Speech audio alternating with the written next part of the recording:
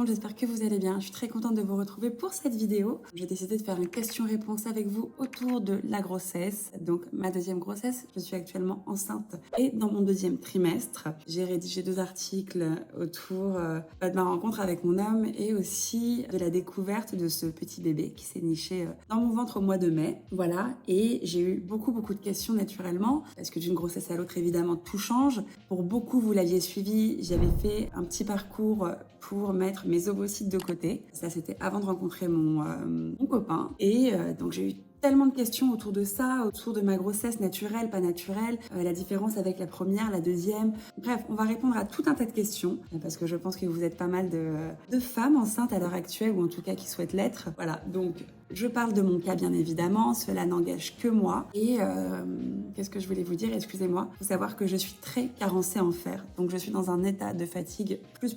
Genre je n'ai jamais ressenti ça, pour être très honnête. Là, j'ai une tête, voilà, j'ai 0 make-up. Je compte me maquiller avec vous pour pouvoir démarrer ma journée. Il est 9h, j'ai déjà l'impression qu'il est genre 23h et qu'il faut que j'aille me coucher. C'est une catastrophe. Donc ça fait partie des petites choses qu'on abordera.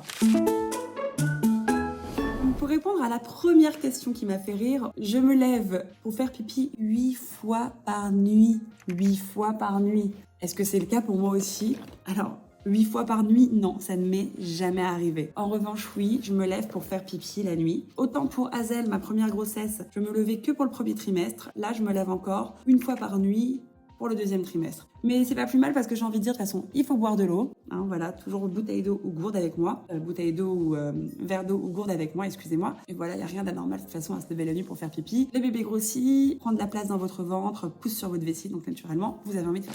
Alors, on m'avait demandé si j'avais repris la pilule.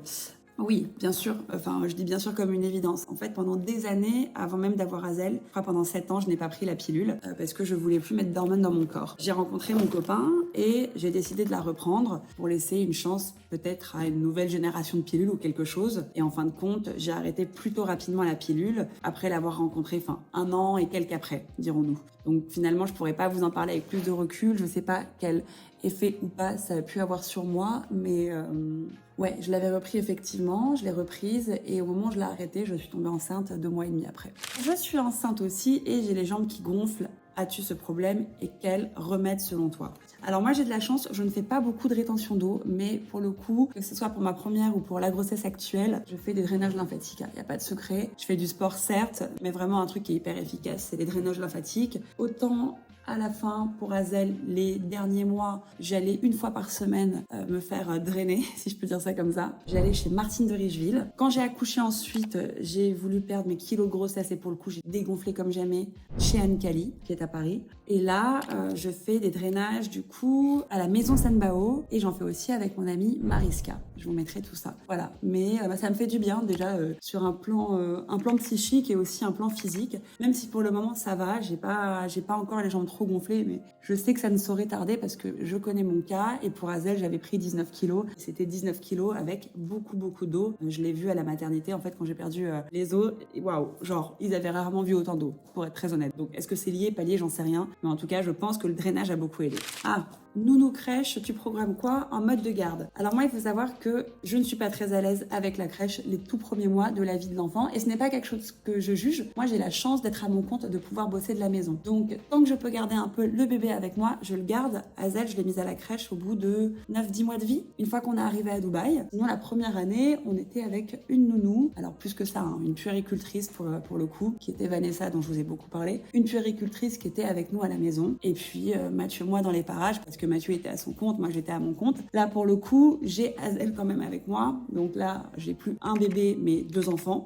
Ce qui va se passer, c'est que je vais prendre quelqu'un à plein temps qui va pouvoir faire et le ménage et la nourriture, cuisiner du coup, et pour les enfants et pour les grands, qui va pouvoir me soutenir et me soulager avec bébé numéro 2 parce que je vais bien sûr lever un petit peu le pied pour le travail, mais vous savez, quand vous êtes à votre compte, vous avez toujours cette notion de stress qui est, il faut se remettre au travail parce qu'en fait, moi je n'ai pas d'aide, je suis entrepreneur, donc c'est-à-dire que dès lors où j'arrête de travailler, je n'ai plus d'argent qui tombe. Donc il va falloir que je me remette au travail, comme beaucoup de mamans. Autant je vais pouvoir emmener mon bébé un peu à droite à gauche, gauche, il y a des événements et des choses comme ça où je peux me permettre de le faire, autant à des moments, je vais avoir besoin d'une nounou. Donc, je pensais en tout cas pour les 6 premiers mois de la vie du bébé, avoir une nounou full-time avec moi. Et puis ensuite, 6 mois, ça veut dire qu'ensuite, c'est les vacances scolaires, les grandes vacances d'été. Et ensuite, mettre le bébé à la crèche à partir de septembre prochain. Voilà. Mon bébé est né en février. Donc, il aura quoi, 9 mois, 8-9 mois? Je me sentirai un peu plus à l'aise de le mettre à la crèche à ce moment-là. Ah, et aussi, point important, la nounou qui sera là à plein temps pourra aussi aller récupérer Azel à l'école à 16h30. Voilà, donc en fait,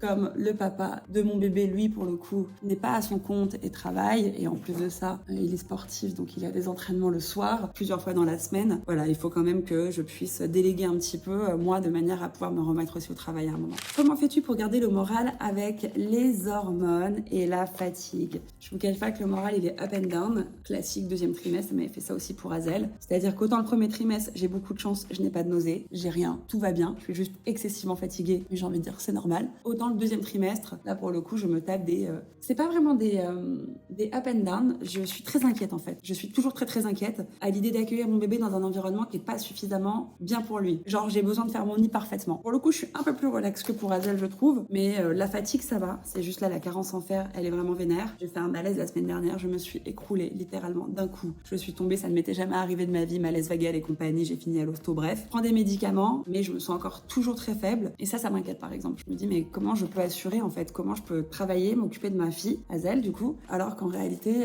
à 15h on m'a perdu quoi. Je suis au bout de ma vie de fatigue, j'essaye et puis je m'écoute. Par exemple, il a fallu que j'annule des rendez-vous, j'ai dû les annuler et les faire en visio plutôt que de les faire en face to face. Donc voilà, et j'ai lu pas mal de vos commentaires, notamment pour des mamans qui elles travaillent dans des entreprises etc. et qui ont pris, quand c'est arrivé un truc un peu comme moi, ont pris une semaine un peu off vraiment pour se reposer. Voilà, mais pour le coup, c'est vrai que j'étais pas aussi carencée et fatiguée pour Azel que je ne le suis pour ce bébé-là. Il paraît que c'est propre à la deuxième grossesse aussi, comme quoi vraiment d'une grossesse à l'autre, tout peut changer. J'aime bien ce que j'ai mis là, Charlotte.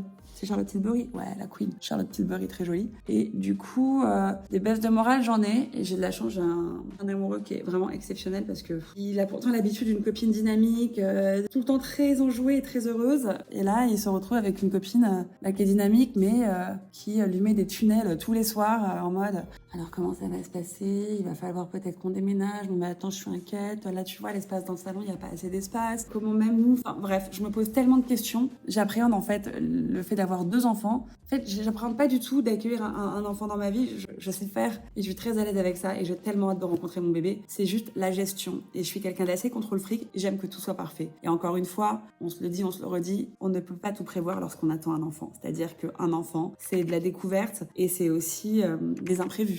Donc, pour une contrôle fric comme moi, c'est toujours très compliqué de dealer avec ça. Mais on va y arriver, il n'y a pas de problème majeur. Hein. Mais voilà, fatigue, morale en berne, c'est tout à fait normal. Et je pense qu'il n'y a pas à culpabiliser. Au contraire, moi, je pense que ça nous prépare justement à un potentiel postpartum plus ou moins dur. Moi, mon mec, il est briefé. Je lui dis, voilà, tu vois l'état dans lequel je suis, dis-toi que ça peut être puissance 10 au moment où on va accueillir le bébé. Il le sait.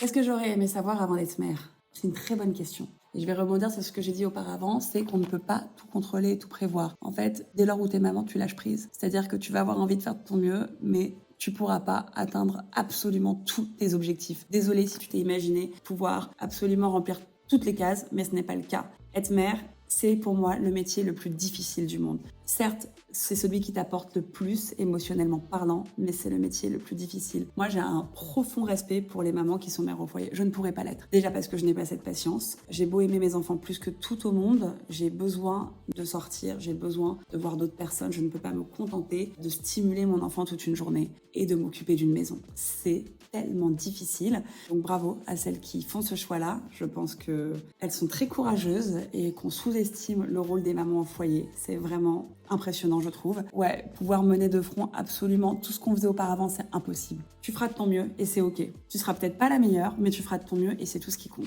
Ouh, c'est une très bonne question ça. Comment savais-tu que tu étais prête pour ton premier enfant? Je vais vous dire la réalité, vous n'êtes jamais prêt. Je n'étais pas prête. Je ne le suis toujours pas. Et je ne le serai peut-être jamais. C'est-à-dire que j'ai une vie qui est tellement remplie, tellement riche, une vie sociale très riche, une vie professionnelle très riche, une vie familiale déjà très riche. En fait, je me suis toujours dit, mais à quel moment est-ce que j'ai de la place pour un enfant dans ma vie?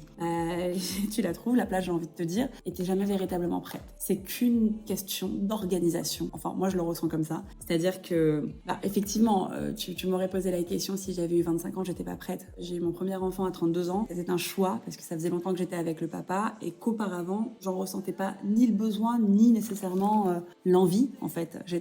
Ma vie était tellement complète. Mais en fait, moi, c'est dès lors où j'ai perdu ma mère, les mois qui ont suivi, que je me suis dit, il y a un truc à combler là. Et en fait, j'avais tellement d'amour à donner. Cet enfant, enfin Hazel en l'occurrence, est arrivé au moment où j'ai ressenti le besoin de materner. Voilà. Mais on n'est jamais prêt. Je pense qu'on n'est jamais prêt. C'est toujours des surprises, quoi. Mais c'est vraiment le meilleur truc du monde. Mais voilà, c'est une question d'organisation. Il faut s'organiser au préalable. Il faut composer avec ça. Il ne faut pas culpabiliser surtout.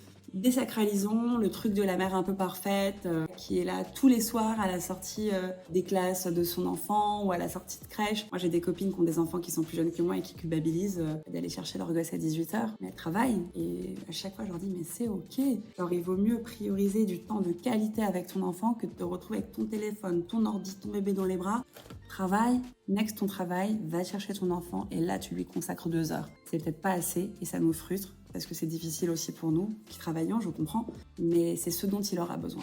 As-tu des insomnies? Et si oui, quelles sont tes astuces? JPP, littéralement la meuf a écrit JPP. J'ai beaucoup de chance parce que je dors bien. J'ai beau me prendre des coups de batte dans le ventre, je dors. Moi en général, c'est plutôt le dernier trimestre où je dors pas très bien. Littéralement, 8e, 9e mois, ça devient chaud. Je suis énorme. J'ai plus du mal à me positionner, mais sinon, je dors plutôt bien. Donc, je saurais pas trop vous recommander quoi que ce soit, s'il y a des tisanes à prendre ou ce genre de choses. Mais moi, quand je suis fatiguée, je dors. Ah, c'est une bonne question, ça aussi. Hello Kenza, que penses-tu des soins beauté comme la coloration, les vernis pendant la grossesse? Pour ma première, franchement, j'étais genre hyper à cheval là-dessus. Je n'avais pas de vernis sur les ongles, je ne touchais pas mes cheveux. Genre vraiment, j'étais une contrôle fric de ouf. Autant pour la deuxième, je suis beaucoup plus light. Attention, je parle de moi. J'ai confiance en mon bébé, entre guillemets. Effectivement, je ne vais pas boire d'alcool, je ne vais pas faire des choses de dingue qui pourraient mettre en péril la vie de mon enfant. Maintenant, se colorer les cheveux, appliquer du vernis, c'est pas interdit. C'est pas strictement interdit par vos gynécologues et par vos médecins. C'est déconseillé pour ce qu'on y retrouve comme matière chimique, etc.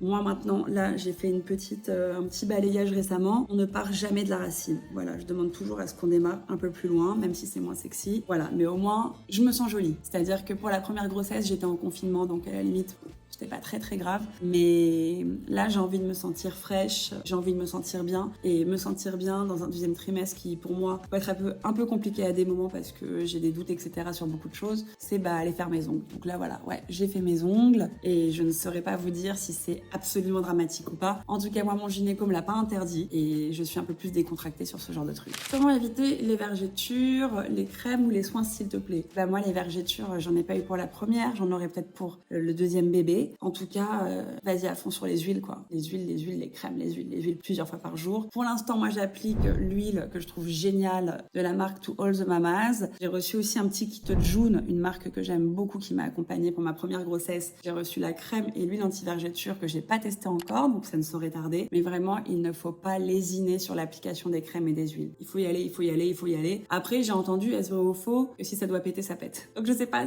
si c'est vrai ou si c'est faux. En tout cas, moi, je me donne mes chances que ça ne pète pas. Donc, j'en applique tout le temps. J'en applique le matin. Quand je repasse à la maison l'après-midi, si je suis entre deux rendez-vous et que j'ai le temps, par exemple, de venir déjeuner, j'en applique à nouveau. Et j'en applique le soir. Et le soir, j'en applique une vraie masse. C'est-à-dire que je me mets en brassière, là, comme ça. Et j'en applique. Et je laisse l'huile s'imbiber. Sport, nutrition, yoga, quelles activités tu fais pour t'aider à avoir une grossesse paisible?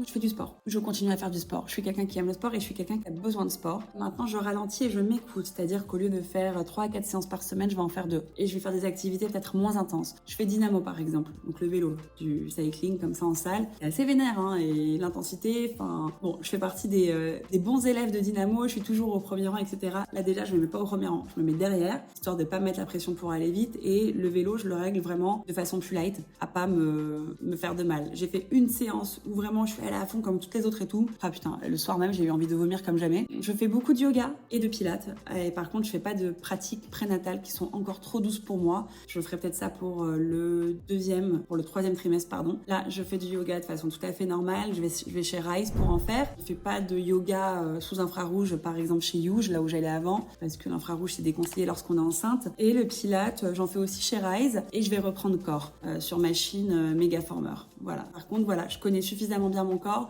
et je préviens les coachs. Je sais que je dois pas faire d'abdos, de crunch et ce genre de trucs. De toute façon, vous le sentez, c'est-à-dire que dès lors où vous êtes dans une position inconfortable, vous arrêtez tout de suite. Mais il faut le dire à son coach. Mais moi, je continue le sport. Après, je marche, je fais du vélo. Enfin, je reste dynamique. Et pour la nourriture, autant le premier trimestre, j'avais pas beaucoup d'appétit, ce qui inquiétait plutôt mon mec, parce que je lui avais dit, mais tu sais, pour Azel, je mangeais comme une ouf, etc. Alors pour Azel, franchement, j'étais genre un monstre. Je mangeais absolument tout. Là, pour le second bébé, je n'ai pas faim de la même façon. Vraiment, c'est premier trimestre, j'avais pas super faim. Et là, par contre, deuxième trimestre, j'ai à nouveau faim. Et je mange pas particulièrement équilibré, je fais pas plus gaffe que d'habitude. Mais là, je vais essayer de prioriser des aliments qui sont riches en fer parce que bon, les compléments alimentaires, c'est sympa, mais en fait, je manque de fer. À un moment, il faut juste bouffer des lentilles, des pois chiches. Le truc, c'est que je mange pas de viande rouge. Pour Azel, je mangeais plus de viande du tout. Avant d'avoir Azel, pareil, j'avais eu des carences en fer, donc j'avais repris en tout cas le poulet et les viandes blanches qui sont un peu plus riches en fer que des aliments normaux, mais pas aussi riches en fer que de la viande rouge. Donc depuis, je n'ai pas arrêté. Mais là, genre, il faudrait que je me mette à la viande rouge et j'ai envie de crever parce que j'aime pas ça et enfin bref,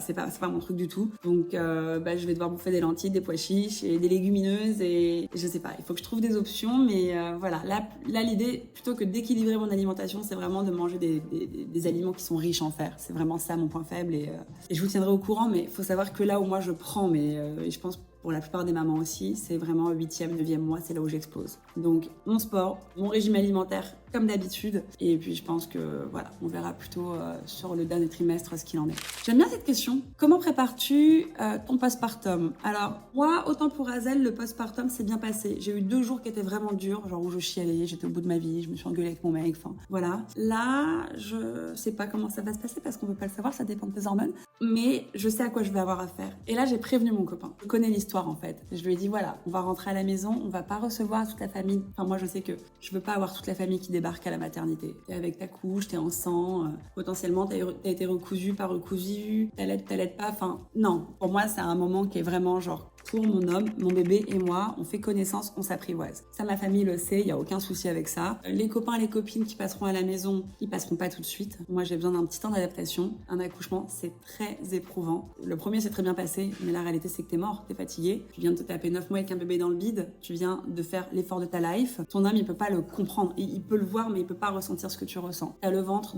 décomposé, Bon, tu t'es fait rouler dessus par un camion, littéralement. Donc, moi, à faire bonne figure, les copains, la famille, etc. Non. On rentre à la maison, on reste tranquille. Et les jours qui s'en suivent, voire les semaines qui s'en suivent, si je me sens un petit peu mieux, si le postpartum se passe bien, on ouvre nos portes aux gens.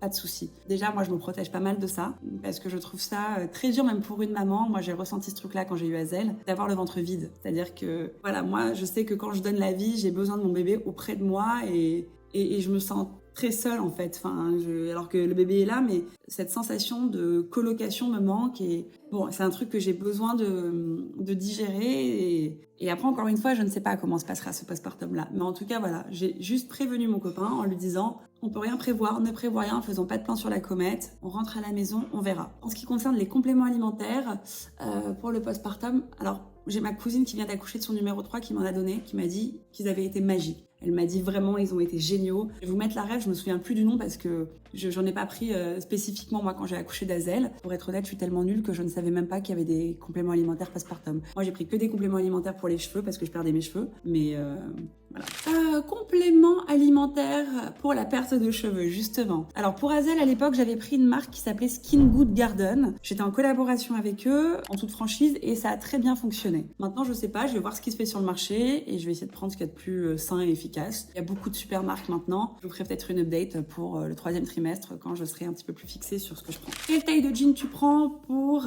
qu'il soit utile le max de la grossesse? Jusqu'à présent, je prenais du 42, mais là, je commence à pas être hyper confort parce que même si tu prends du 42, tu sais jamais si tu dois le mettre au-dessus, en dessous, sachant que je fais un 38 en temps normal. Bref, là, j'ai fait une petite commande H&M. J'ai acheté genre 2 jeans de maternité, un pantalon un peu plus chic et j'avoue, je suis team legging. Et le legging, il est pas forcément très chic, mais tu peux le rendre très chic, je trouve. Legging de grossesse, franchement, c'est ma vie. Quelle est ta nouvelle skincare routine? Alors, moi, il faut savoir que mes skincare, elles changent beaucoup parce que je teste beaucoup de produits. En revanche, contrairement à la première grossesse, j'anticipe le masque de grossesse parce que je fais partie des gens, voilà, ça se voit pas, mais qui ont des taches pigmentaires et masques de grossesse lorsque j'attends la vie. Donc là, je me suis dit, je vais pas laisser le masque prendre place sur mon front et ensuite agir, je vais agir en amont. J'ai 2 gammes qui m'ont vraiment, mais littéralement sauvée parce que j'étais genre avec un énorme masque de grossesse. La gamme anti-tache de Patika, je vous en parle depuis 4 ans, je ne l'ai toujours pas lâchée. Je la mets tout le temps, tout le temps, tout le temps et en plus, la crème a un indice UV. Elle est incroyable. Et la gamme anti-tache de Dermalogica. Vraiment, j'ai fait l'une après l'autre. Les 2 ont fonctionné divinement bien. Donc là, j'y vais, je continue. Et puis, par-dessus, je mets d'autres produits quand je les teste. Mais vraiment, pour le coup, je ne lâche pas ma gamme anti-tache. Est-ce que tu vas être accompagnée dans les premiers mois comme pour Hazel pour les nuits? Alors, il faut savoir que pour Hazel, j'avais fait effectivement appel à une puéricultrice qui aussi parfois, enfin même beaucoup, restait à la maison la nuit, se levait la nuit pour pouvoir me soulager, etc.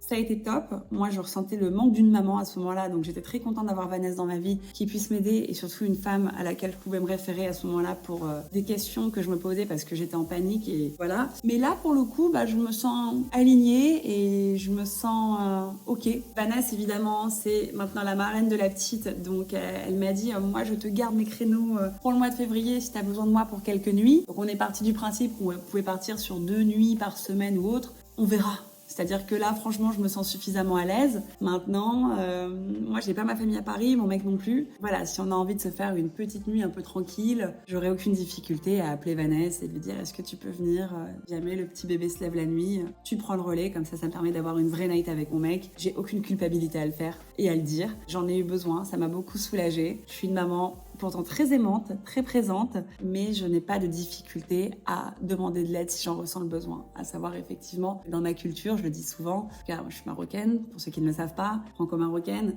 quand on accouche, on n'est pas seul, on est entouré. Que moi, j'ai plus de maman, mon papa est en Suisse, voilà, enfin bref, donc on fait comme on peut et voilà, je ferai appel à elle, mais je pense pas avoir besoin de faire appel à elle autant que j'ai fait appel à elle pour Hazel. Est-ce que je compte allaiter? Alors c'est une bonne question parce que c'est une question que je me pose encore. En réalité, j'ai adoré allaiter Hazel. Je l'ai pas allaité longtemps, je l'ai allaité un peu moins d'un mois parce que j'ai repris le boulot rapidement et que ça devenait difficile de composer avec tout ça. Mais j'ai beaucoup aimé les moments qu'on avait, qu'elle et moi, et des moments auxquels j'ai pas envie de passer à côté de ces moments, mais j'ai pas non plus envie d'allaiter trop longtemps. Je pense que je vais allaiter. Maintenant, est-ce que ça va être une semaine? Est-ce que ça va être 5 jours le temps de rester à la maternité? Parce que la maternité où je suis, lorsqu'on allaite, on reste 5 jours. Est-ce que ça va être un mois? J'en sais rien. Voilà, mais je pense que très vite on va passer au mixte parce que je sais que mon homme a envie de s'impliquer aussi. Et moi j'ai déjà une petite, donc le matin il faut que je me lève pour aller à l'école pour l'emmener. Donc il faut que mes nuits soient à peu près correctes. On verra, mais dans un idéal, oui, j'allaite un petit peu en tout cas. Comment vois-tu ta nouvelle vie avec un 2e enfant? Je la vois bien, je la vois douce, je la vois paisible. J'ai franchement un homme extraordinaire à mes côtés et je l'imagine très bon papa. Je le vois déjà avec Hazel, je vois à quel point il me soulage moi dans ma vie de femme, dans ma vie de maman avec la petite. Je vois à quel point on se complète et j'aurais jamais fait un enfant avec quelqu'un de toute façon en qui je n'avais pas confiance. Après on peut toujours avoir des surprises, mais a priori sur papier tout est cool. Mais je suis très contente que ma fille puisse avoir un petit frère ou une petite sœur, vraiment. Je suis tellement heureuse parce que c'est vraiment un bébé de l'amour qu'on est en train de faire. Tellement amoureuse de mon homme et il m'aime aussi très fort. Je ressentais pas nécessairement le besoin de faire un enfant pour faire un enfant. C'est vraiment un bébé qui a été fait avec une tonne d'amour et voilà, c'est trop bien. Donc je la sens bien cette vie-là. Je sais que tout ne sera pas toujours rose. Je sais les difficultés que c'est que d'accueillir un nouveau-né sur bien des points. Mais j'ose espérer que le tsunami soit un peu moins violent que pour le premier enfant. On verra. Tout dépendra et du caractère du bébé, et de mon postpartum, et de notre gestion. Mais ce que j'apprécie en tout cas, c'est qu'on organise tout plus ou moins bien. On est assez alignés et on prépare le terrain.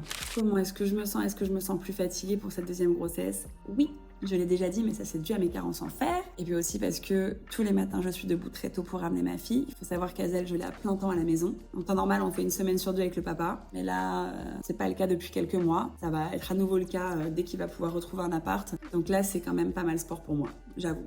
Je n'ai pas encore d'enfant car je me pose 1000 questions. Est-ce que c'était le cas pour toi également? Moi, ça a été le cas surtout quand je suis tombée enceinte de la première, pas avant. Là, j'ai beaucoup de questions qui me sont venues en tête et je pense que c'est très bien de libérer sa parole, d'en parler, de poser les questions aux bonnes personnes, que ce soit une sage-femme, un psy ou même à sa propre mère. C'est tout à fait sain et c'est normal. Ce n'est pas rien de donner la vie, c'est une sacrée responsabilité et ouais, c'est tout à fait normal en réalité. Faut pas s'inquiéter, se poser des questions. Je trouve ça plutôt sain. Immunisée contre la toxo, sinon comment est-ce que tu gères au resto? Alors, je ne suis pas immunisée contre la toxo et j'avoue, je suis pas très sérieuse au restaurant. Si mon gynéco entend ça, je suis pas très sérieuse, mais je fais pas non plus des dingueries. C'est-à-dire qu'autant pour la première, je lavais tous mes fruits et légumes, au vinaigre des cidres. Au resto, je posais à chaque fois la question de est-ce que c'est pasteurisé? Est-ce que c'est lavé au vinaigre? Là, je suis beaucoup plus relaxe. J'avoue que je fais des petits écarts. Comme je l'ai dit dans une story il y a pas longtemps, typiquement, si je commande un avocado toast au resto, qu'il est servi avec un œuf mollet, j'avoue, je vais le manger, même s'il n'est pas super cuit. En revanche, non, je mange pas de viande pas cuite, je bois pas d'alcool. Voilà, c'est pas tous les jours que je fais des petits trucs comme ça, des petits écarts comme ça. Mais ça m'arrive de faire des écarts. Je sais que dans des pays, on ne briefe pas du tout les mamans à propos de la toxo et tout. Et il y a une phrase, moi, qui m'a marqué, que mon gynéco m'a dit, en plus de 30 ans, t'as jamais chopé la toxo. Donc voilà, deal avec ça. Évidemment, fais attention, mais sache qu'en 30 ans, tu n'as jamais chopé la toxo. Voilà, je m'interdis pas tout. Et puis si vraiment ma lumière qui a sauté, on va continuer sans, c'est pas grave.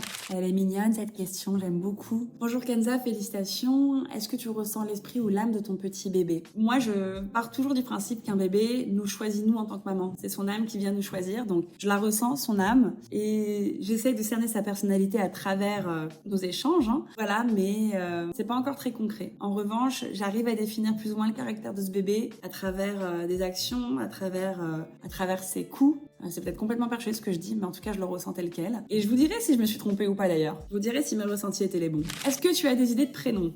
Alors, pour la petite histoire, oui, j'ai des idées de prénoms. Mais j'ai un prénom qui me trotte en tête depuis tellement longtemps. C'est un prénom que j'avais suggéré, il me semble d'ailleurs, à Mathieu pour Azel. Il m'avait dit non. Et quand j'en ai parlé à mon mec, il m'a dit ah ouais, c'est beau. C'est pas un prénom auquel il avait pensé. C'est un prénom qui est très particulier, que je suis allée chercher loin, mais qui est encore lié à mes origines marocaines pour changer. Maintenant, il n'y a rien qui est validé. On a établi une liste de plusieurs prénoms. Il y a des prénoms du coup qui sont grecs, parce que vous connaissez mon affection pour la Grèce. On a des prénoms qui sont espagnols, puisque mon copain a des origines espagnoles. Espagnol, grec, Maroc, mais pas Maroc.